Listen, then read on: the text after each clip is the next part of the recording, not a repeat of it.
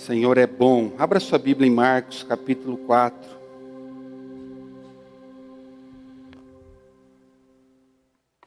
Evangelho de Marcos, capítulo 4.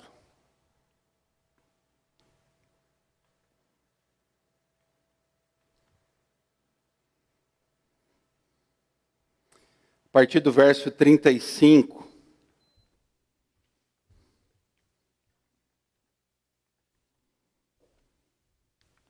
Marcos capítulo 4, a partir do verso 35. A palavra de Deus nos diz assim: naquele dia, ao anoitecer, disse ele aos seus discípulos: vamos para o outro lado. Deixando a multidão, eles o levaram no barco, assim como estava. Outros barcos também o acompanhavam.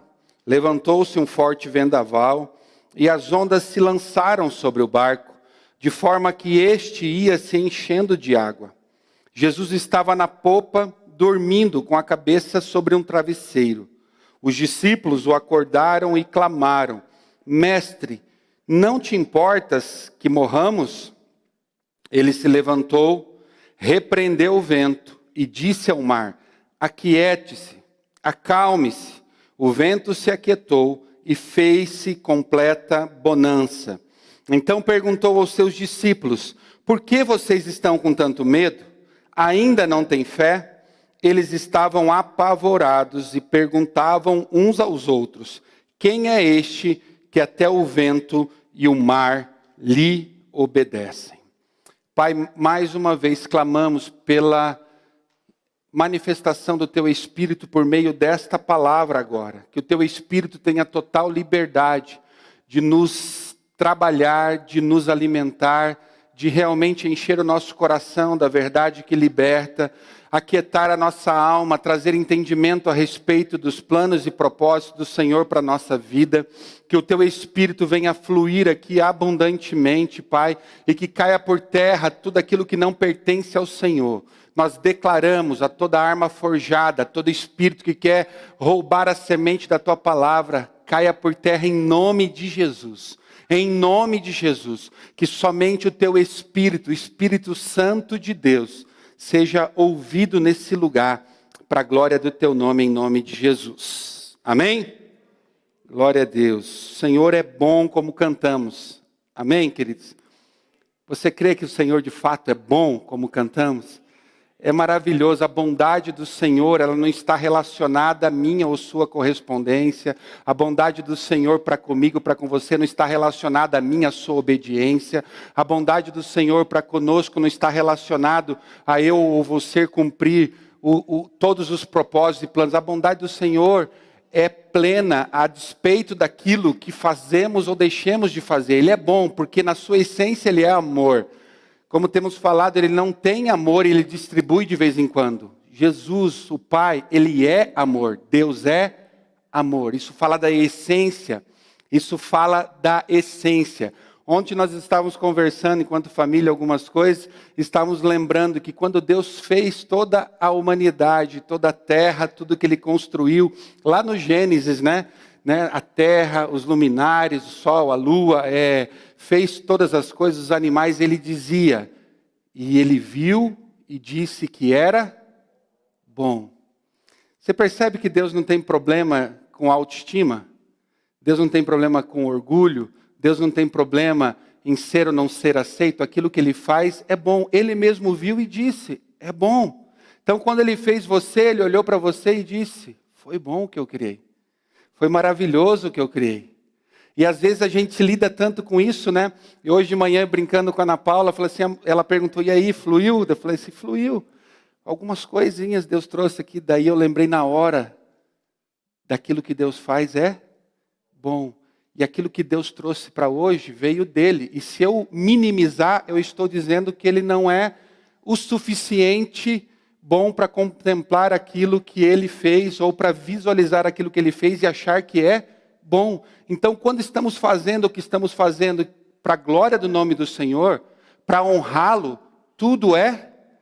E nós temos que ter autoestima em Deus para declarar, é bom o que saiu de mim, porque veio de Deus que é bom no que faz, que é excelente no que faz, que é extraordinário no que faz.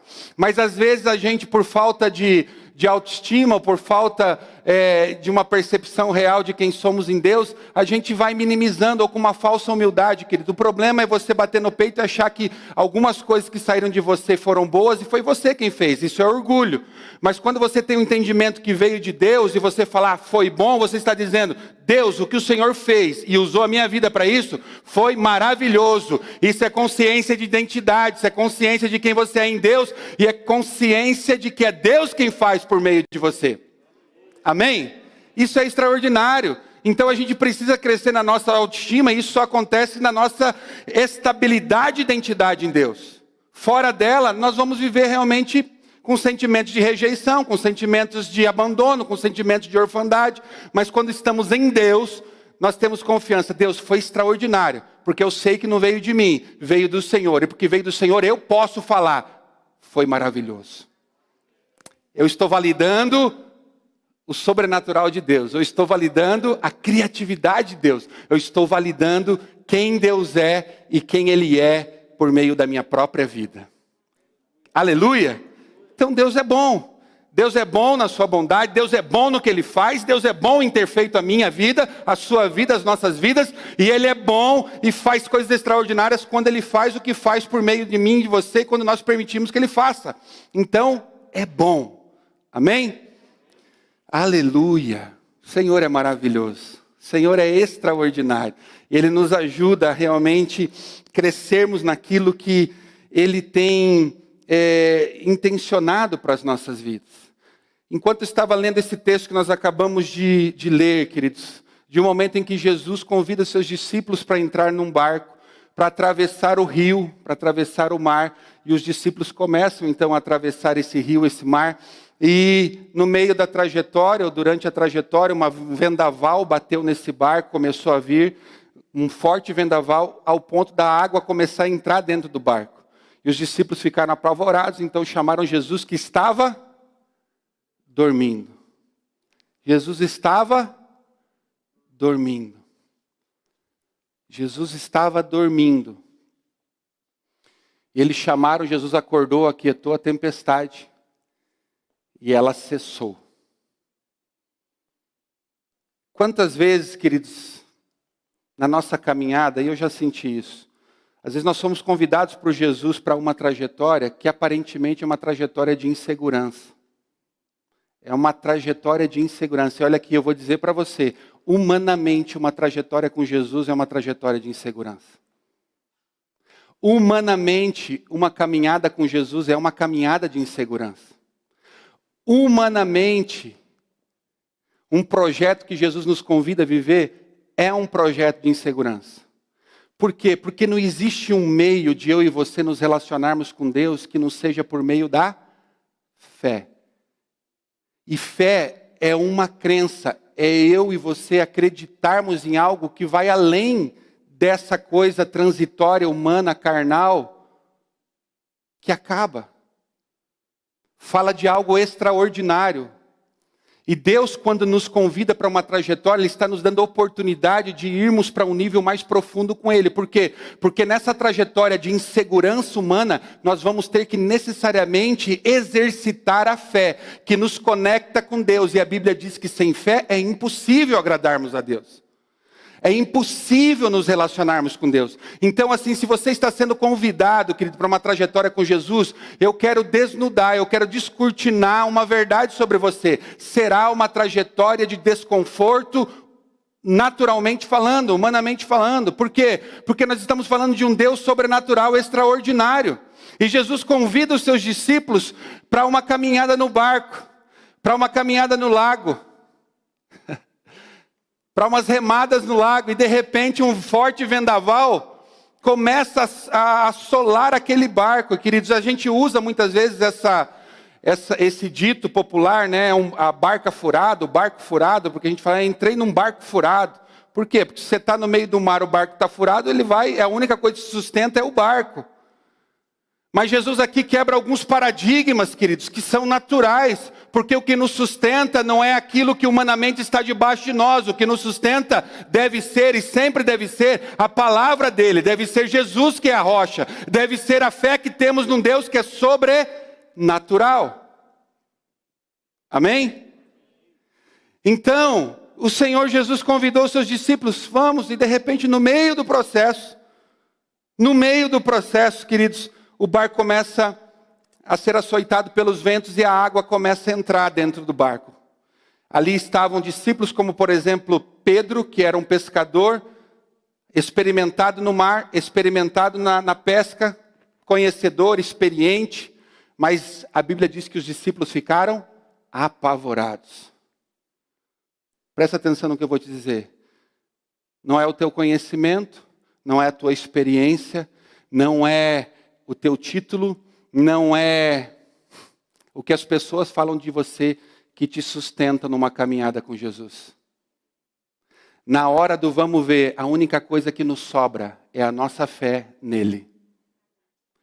Se você quer caminhar com Jesus a partir daquilo que você tem, não, pastor, eu já tenho 15 anos de igreja, eu já tenho 30 anos, eu sei fazer, sei isso. Quantas vezes pessoas novas chegam na igreja e a gente, às vezes, lá no início, caía num pensamento que é errado.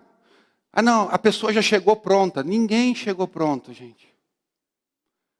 Por quê? Porque se você está entrando numa tribo, você precisa absorver a identidade dessa tribo.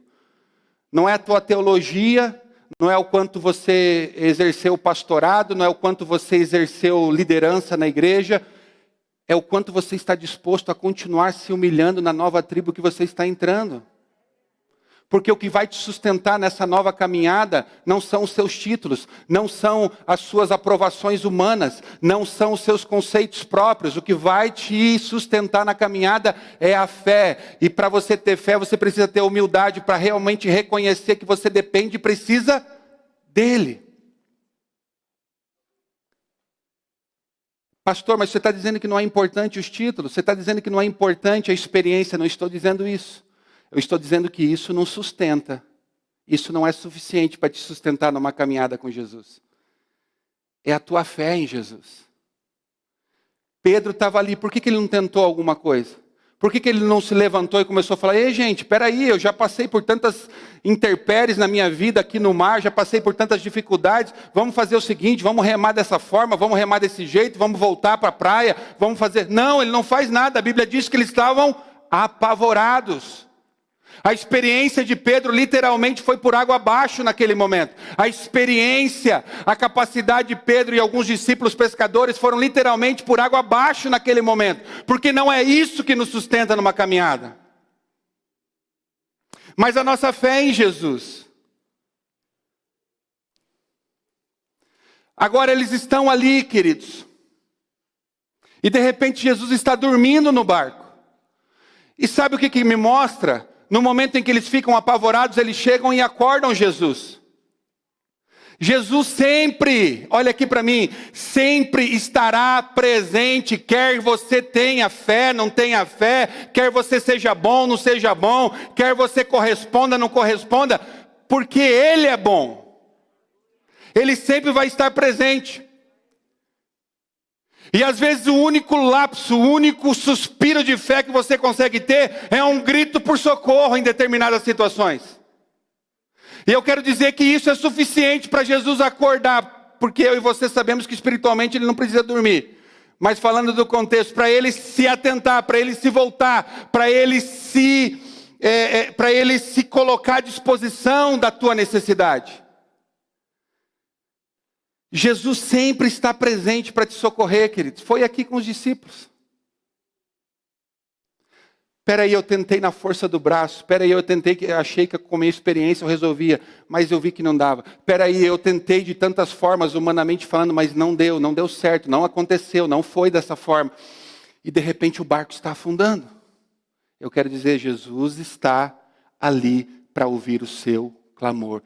Se a única expressão de fé que você tem é socorro.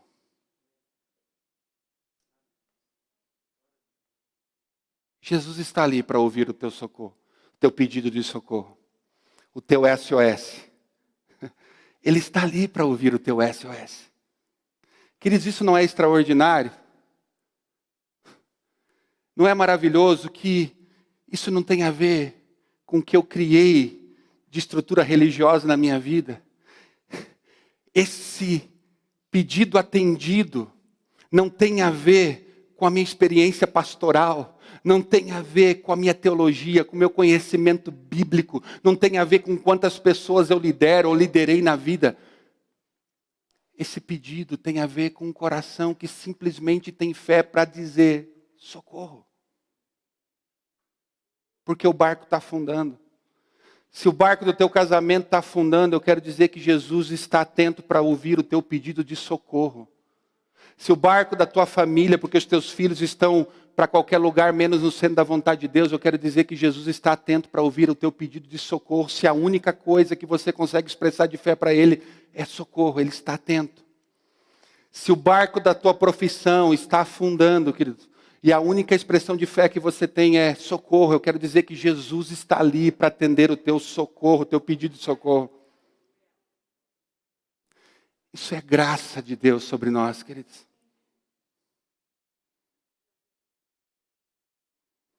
Isso é graça de Deus sobre nós. Mas ao mesmo tempo que Jesus atende o nosso pedido de socorro e Ele vem e se levanta daquele sono profundo, porque quem dorme no meio de uma tempestade não acorda. Eu tenho pessoas próximas a mim, querido, que de repente o assaltante, ele chega dentro de casa, leva tudo e a pessoa não acorda.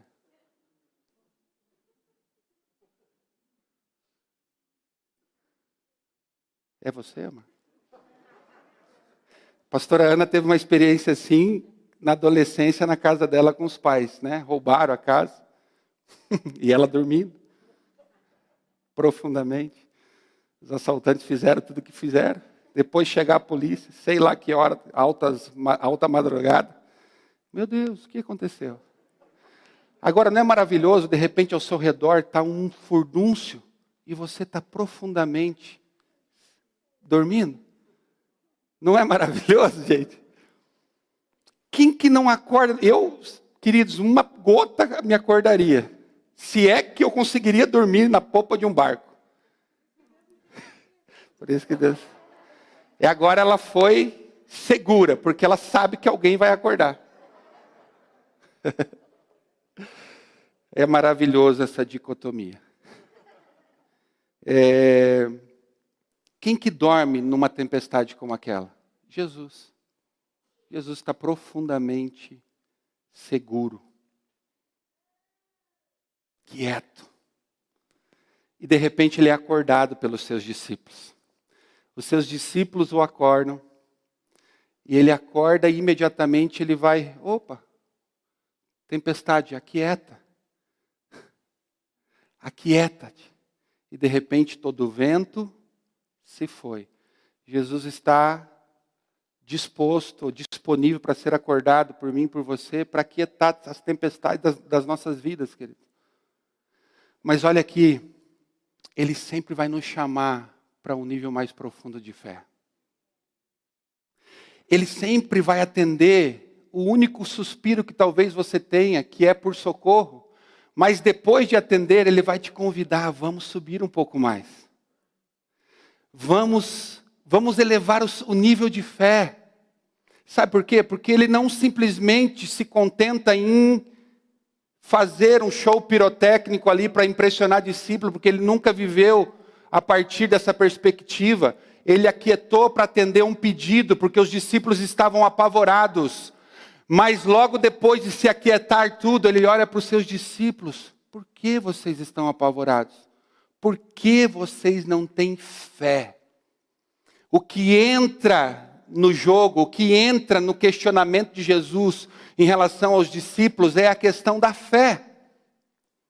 Porque é pequena a fé. Foi o que Ele falou para Pedro, quando Pedro caminhou numa instabilidade como é a água, e de repente ele afundou, e no momento que ele afundou, Jesus o socorreu, porque Ele sempre está disposto a nos socorrer, mas depois Ele diz, homem de pequena fé. Se você escolher pelo resto da sua vida, queridos, ter um único suspiro de fé como socorro, Jesus vai respeitar isso. Mas em todas as vezes que Ele te socorrer, Ele vai falar: vamos crescer no nível de fé? Vamos crescer no nível de fé? Vamos avançar um pouquinho mais? Por quê? Porque isso vai ser bom para nós. O que é bom, queridos? Eu estar dormindo no barco apesar das circunstâncias ao meu redor serem totalmente ao contrário. Totalmente contra aquilo que eu gostaria que fosse. Eu estar quieto. E não é bom isso, queridos? Não é maravilhoso você saber que tem uma pandemia ao seu redor, que existem várias informações ao seu redor, e você sabe que é real, você sabe que está acontecendo, mas a sua alma se encontrar quieta. O seu coração se encontrar quieto, isso é fé. Quietude em Deus é fé.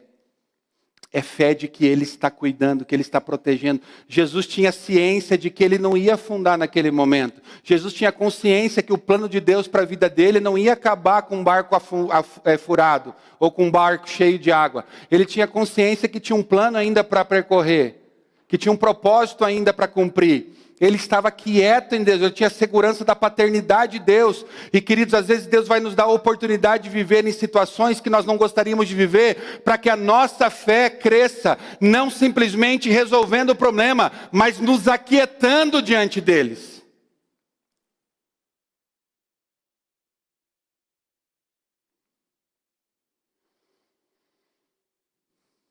Fé para passar pela tempestade.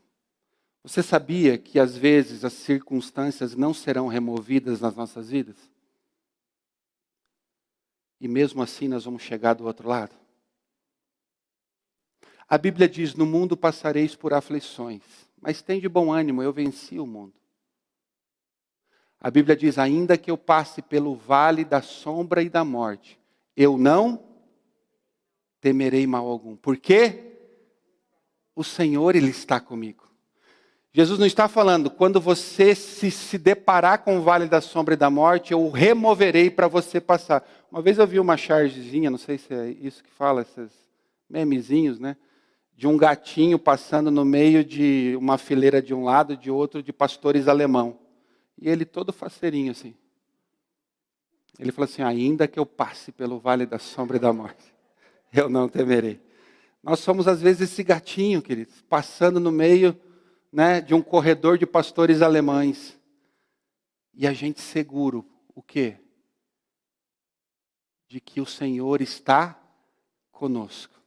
Às vezes o nível de fé que Deus vai esperar de mim e de você, não é para que os problemas se solucionem, mas é para que realmente nós tenhamos convicção, segurança de que Ele está conosco, a despeito das situações.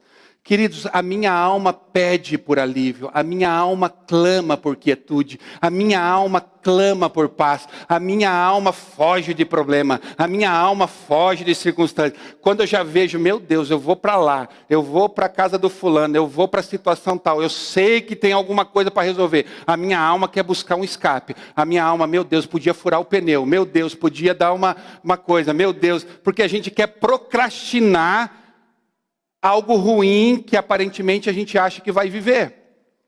E a gente tenta fugir da situação. Não, eu vou ter que confrontar o fulano de tal, eu vou ser confrontado pelo meu discipulador, porque eu sei que eu pisei na bola. Então a nossa alma quer fugir, quer ter um escape dessas coisas. Mas às vezes a fé que nós precisamos ter em Deus, não se é propósito, se faz parte de um plano, se faz parte de uma estruturação de Deus na minha vida, então eu preciso passar. Deus não retira, Ele nos submete ao processo para que nós cresçamos em fé. Então Ele olha para os discípulos e fala assim: por que vocês têm tão pouca fé? Jesus não olha para os discípulos como coitadinhos, e às vezes eu e você fazemos isso com as pessoas. Jesus não olha, nossa, estavam apavorados, os meus filhinhos queridos, apavoradinhos. Eu estaria apavoradérrimo. Então não estou julgando os discípulos, ok? Mas ele não olha, meu Deus, agora eu preciso só abraçar, ficar aqui com eles, passar uns 2 dias lá no monte, da figueira, da oliveira, só para eles se acalmarem. Vamos para um spa. Não, o ministério precisa de um tempo de refrigério agora, porque eles foram Jesus estava formando os alicerces espirituais da igreja. Jesus olha para eles e fala assim: por que tão pouca fé?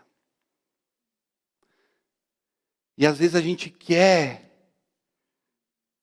privar as pessoas de passar por alguns processos que na realidade as levarão a um processo intenso de amadurecimento. Quantos pais tentam minimizar problemas dos filhos, só que um dia os pais irão embora e os filhos ficarão aqui no mundo. E quando eles ficarem, eles não terão mais os pais para fazerem tudo para eles. Eles terão que se virar sozinhos. Só que eles não estarão preparados para isso e vão sofrer muito mais do que o processo que eles poderiam passar juntamente com os pais. Porque o pai poderia dizer: eu estou aqui, filho, mas vai. Estou aqui, mas vai. Estou aqui, mas vai. E a gente acha que está fazendo coisas boas para os filhos, quando na realidade a gente está criando filhos imaturos e filhos incapazes de lidar com as circunstâncias do mundo. Eu era mimado demais, queridos. Eu era um filho mimado demais. Eu lembro de, na adolescência, uma vez chorar tanto. Meu pai não tinha dinheiro, estava passando necessidade, chorar tanto, que ele tinha que comprar um tênis para mim. Ele foi lá e comprou. Eu tenho raiva de mim, lembrando disso. É sério, eu tenho raiva de mim lembrando disso, gente. Porque é um piá mimado. Agora, quando eu saí de casa para vir para Curitiba, foi o meu processo de amadurecimento com 19 anos de idade, querido. Eu tinha que estar preparado para muita coisa. Com 19 anos de idade eu vim para cá. E os meus pais continuavam sem condição de me sustentar aqui fora de casa. Com 19 anos eu tive que amadurecer nesse momento. Por quê? Porque em casa tudo estava disponível. E aí é o que foi falado aqui, não sei se é a pastora Ana que falou da bolacha, que eu vivia de bolacha. Era bono, doce de leite, mas era bolacha. Café da manhã, almoço e janta. Baratinho, saborosíssima, maravilhosa.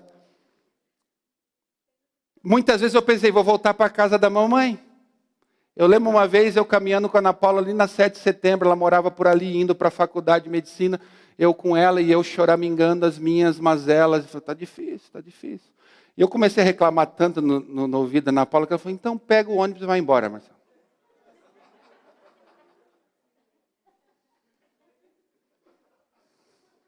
Você ri porque não foi você, né, Jeff? Pega o ônibus e vai então. Na hora eu calei a minha boca. Não é o que eu... Sabe quando você, não é o que você quer, mas você fica falando que não, é isso. Tipo assim, então vai, Marcelo. Eu não tenho como resolver o teu problema. Estou aqui junto com você para passar pela prova. Eu não fui, graças a Deus. Graças a Deus. Mas foi um desperta-leão, literalmente, né, amor? Foi um desperta-leão para mim, para eu preciso me atentar, é tempo de passar. Queridos, os 6 primeiros meses em Curitiba, quando eu vim para cá, foram 6 piores meses da minha vida, no sentido da pressão, da dificuldade, no sentido de desbravar as questões da onde eu trabalhava. O único refrigério era Deus e a minha esposa, que na época era minha namorada. A igreja, os amigos, né? Mas eu estou falando daquilo que eu vivia até então, de piá mimado. Foi nesse momento que eu amadureci, queridos, e Deus nos convida. E se eu não tivesse permanecido, você acha que eu estaria aqui hoje? Não. Talvez seria um dos filhos de 40 anos dentro da casa do pai, ainda pedindo para ele pagar as contas, como alguns estão ainda, infelizmente. Só que a responsabilidade, às vezes, é dos pais. Mas minha mãe falou assim: vai, Marcelo. Eu falei assim: mãe, quer que eu vá embora? Não, vai para Curitiba. Eu acho que é benção, não sei o quê. Vai, pelo amor de Deus. Queridos, quantas vezes eu já fiz isso com meu filho mais velho, e a sensação, o diabo vem aqui, não, ele tá achando que você é mal. E o diabo vem aqui e fala: não, olha a cara dele, meu Deus. E a gente como pai, porque é uma paixão, né? tão grande pelos filhos, a gente como pai fica, opa Jesus, eu estou quase pisando na água aqui, já elevando meu nível de fé. A gente fica com o coração apertado, porque a gente vê a dor ali, a dificuldade, porque são as limitações que eles estão vencendo. E eu lembro das minhas, e a gente quer tirar com a mão, mas a gente sabe que não pode, porque faz parte desse processo. Então Deus nos convida como filhos, e não foi isso que Jesus fez, pegou os seus discípulos ali e afagou a alma deles que estava apavorada, não. Homens de pequena fé. Eu estou aqui para salvar, e vou salvar vocês quantas vezes forem necessárias, mas vocês precisam avançar em fé, porque logo, eu não sei aqui, 2 anos pela frente, 1 ano pela frente, eu não vou estar mais. Eita! E aí? Se eu sair esses 45 dias aí para fora, e daí? Vai tudo ruir aqui? Pelo amor de Deus, gente.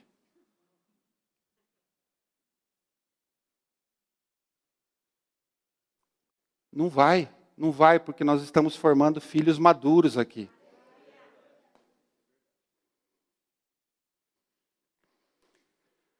Precisa avançar, precisa crescer. E Deus nos convida a esse processo de amadurecimento. E às vezes a gente fica batendo na mesma tecla, passa ano, vai ano, e a gente continua só na expressão de fé, de socorro. Beleza, gente? É um livre-arbítrio, é a tua decisão. Você é respeitado por aquilo que você decide viver na sua vida.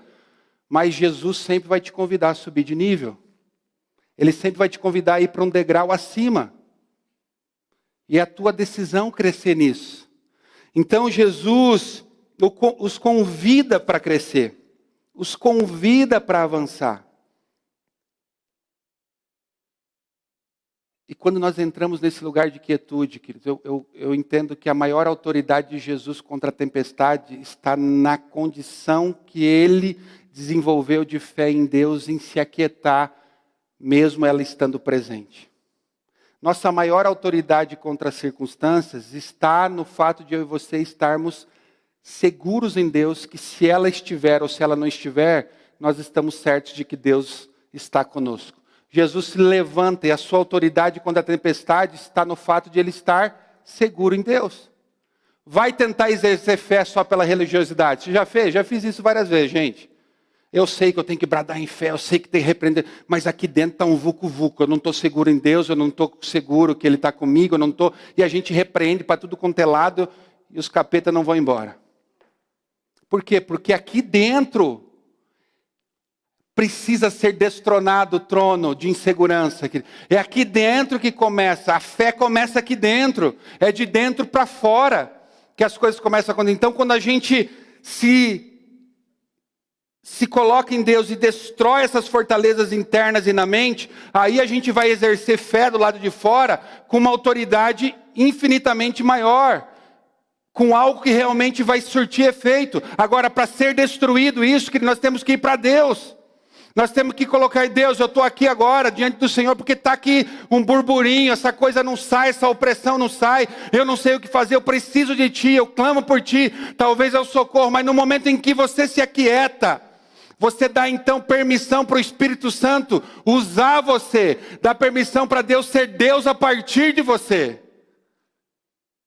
Tua autoridade começa sobre você mesmo.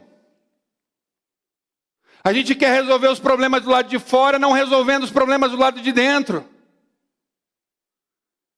Então dá um brado para a alma aí, como Davi falou, aquieta-te alma, aquieta minha alma, porque está batida a minha alma. Ei, eu não estou falando com os demônios que estão me atormentando, estou falando com a minha alma primeiro aqui. Aí ela se aquietou, agora eu vou bradar contra a tempestade.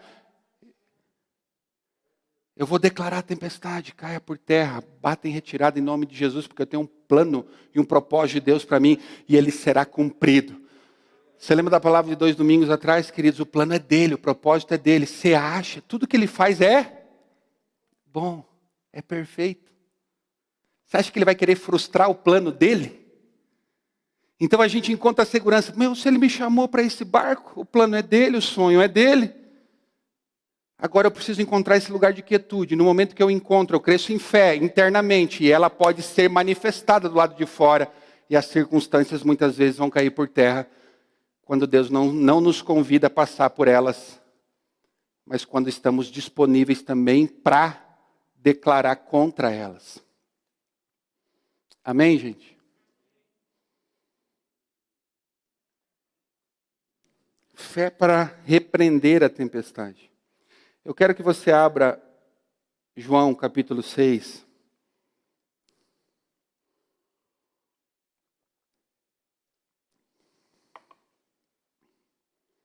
João capítulo 6.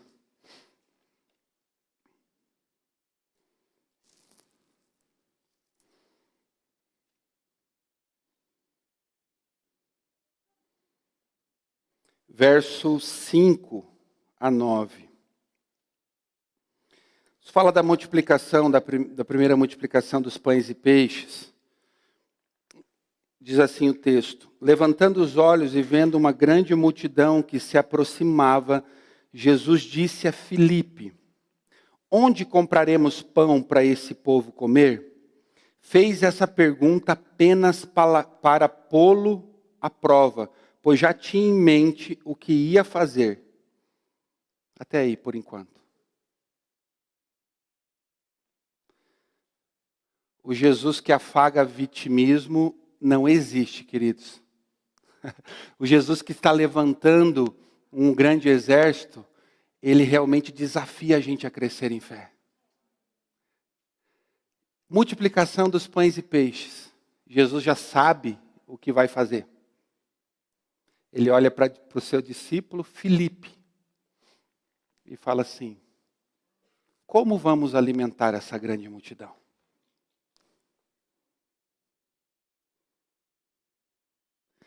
Jesus está olhando para você hoje, falando: como vamos alimentar essa grande multidão?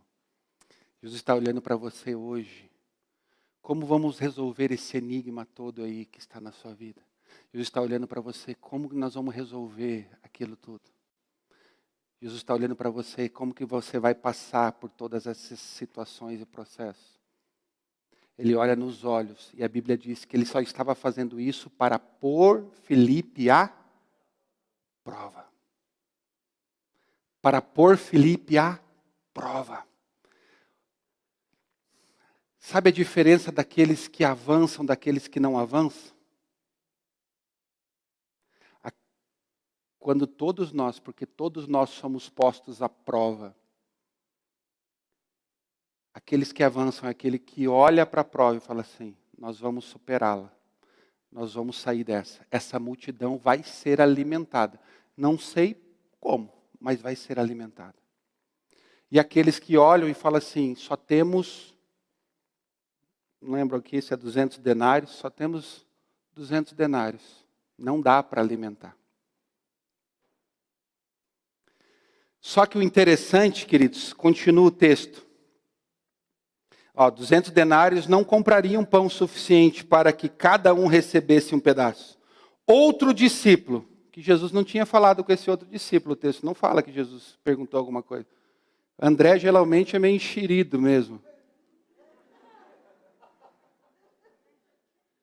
Desculpa, André. Às vezes dá certo. Às vezes dá certo. Pode ser enxerido ou pode ser ousado, né, André? Muitas vezes é ousado, a maioria delas, graças a Deus. Outro discípulo, André, irmão de Simão Pedro, tomou a palavra. Espera aí, mas Jesus perguntou para Filipe. Ele tomou a palavra.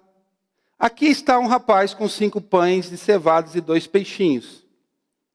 Mas o que é isso para alimentar? Ele apresenta o recurso, mas ao mesmo tempo demonstra: eu sei que não tem como. Agora, gente, se você sabe que aqui tinha mais de 5.000 pessoas, vamos pensar em 5.000, tá? Vamos arredondar para 5.000. Talvez tivesse 12.000, contando com mulheres e crianças.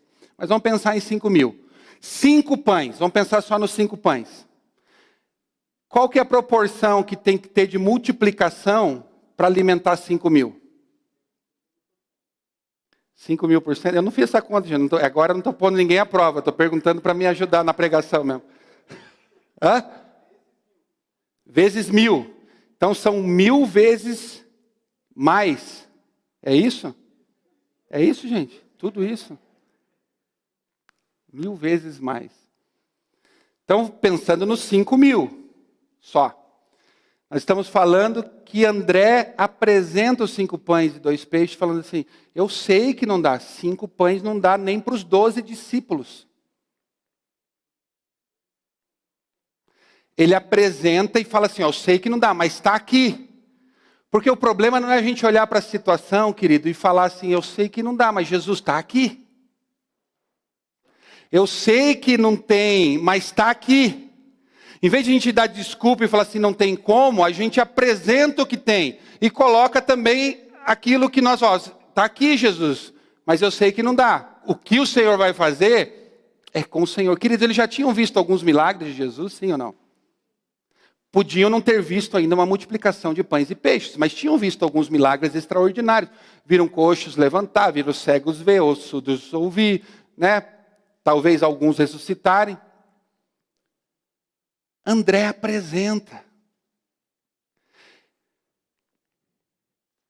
E Jesus multiplica 1.000 vezes mais. Olha isso, queridos. A gente fala de uma multiplicação de 100 vezes, já acha extraordinária.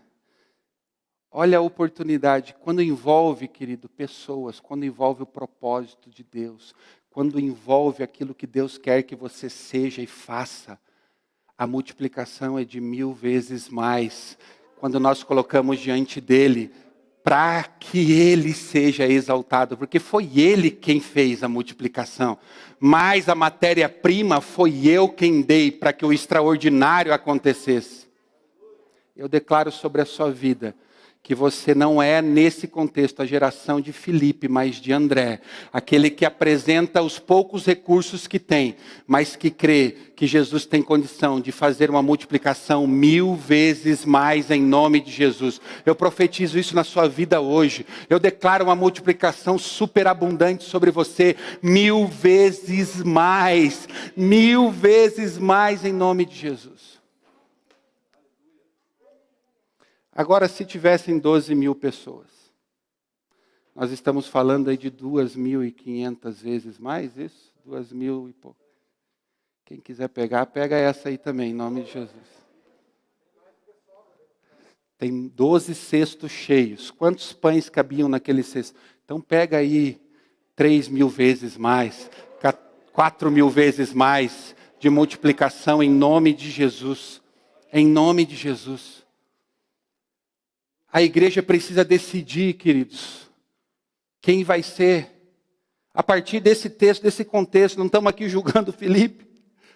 Mas, pai, não tem jeito, não tem como. É só isso, 200 denários, não dá. Em vez de a gente dar desculpa para Deus, a gente apresenta o pouco que tem. Está aqui, Jesus, está aqui. E Jesus nos põe à prova, gente. O Gerson que fala isso, né? Eu acho legal que às vezes a gente está recebendo, as pessoas estão recebendo uma palavra e de repente você está ali, vou ver se cai uma migalha na minha mão também dessa palavra. Quem que foi? Foi um dos grandes pastores da nação aqui que fez isso, não foi? Macedo fala que o testemunho dele é esse, que alguém recebeu uma palavra perto dele de que ele ia ter uma das igrejas mais influentes da nação brasileira e fora do mundo e tal. E essa pessoa parecia estar displicente, ele foi lá e pegou para ele. É meu. Porque quem rejeita o que Deus tem, sempre vai ter alguém do lado que vai querer o que Deus tem para dar.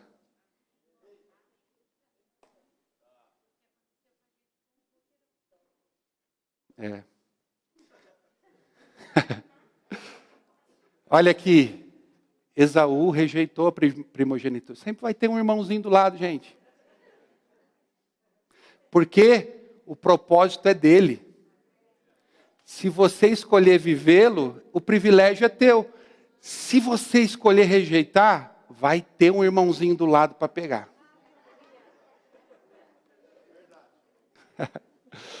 Então, meu maior medo, queridos, é não viver, não fazer exatamente aquilo que Deus queria que eu fizesse. Porque se eu não fizer, vai ter um irmãozinho do lado que vai fazer. E depois eu vou ver ele fazendo. Eu falo assim, Jesus era meu. Só que a primogenitura já foi. Então, André está aqui. Não me pediram para falar. Jesus não perguntou para mim, perguntou para Felipe. Mas eu sei que tem um menininho aqui com 5 pães e 2 peixes. Jesus tem aqui. Não dá, mas está aqui, ó. Ele apresenta aquele pouco que tem, queridos, e dá a oportunidade de Jesus fazer um milagre extraordinário. Extraordinário. O que Deus quer fazer na minha e na sua vida são coisas extraordinárias, porque Ele tem prazer, queridos, em demonstrar o reino dos céus aqui na terra. Ele tem prazer que seu nome seja glorificado. É por isso que Ele quer liberar sobre o seu povo. Aqueles que depositam fé nele crescerão, avançarão e viverão coisas que jamais imaginou que viveriam, em nome de Jesus. Ele é bom e Ele quer você junto com ele no barco, e se porventura tiver água, ele vai acordar, ele vai espantar a tempestade e vai te convidar para ir para um outro nível, querido. Vai te convidar para crescer, vai te convidar para avançar e ser mais do que aquilo que você está sendo nele, porque ele quer cumprir o seu plano, ele quer cumprir o seu propósito, e o privilégio é meu e seu de estarmos engajados nesse grande sonho de Deus para a humanidade. Eu quero estar aqui. Eu quero corresponder a tudo aquilo que Ele tem em nome de Jesus. Você está comigo? Se coloca em pé então, em nome de Jesus.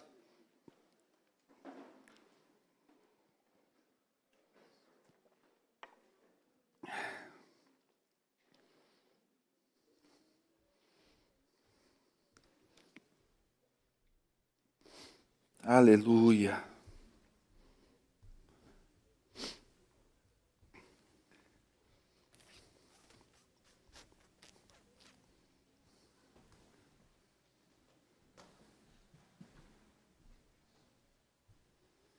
Se Deus está te pondo à prova, queridos, é uma grande oportunidade que Ele quer te dar. Não dê desculpas para Deus, apresenta o que você tem.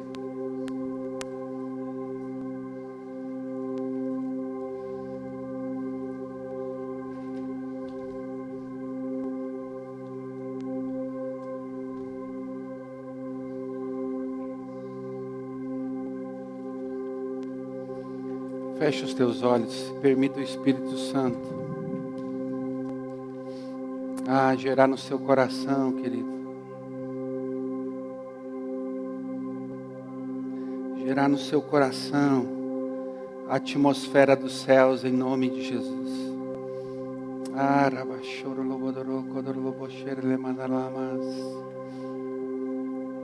Espírito, Espírito. Espírito, Espírito, Espírito, Espírito, Espírito. Vem, Espírito Santo. Vem, Espírito Santo. Vem, Espírito Santo. Aramachere mandara la madara cada lamas.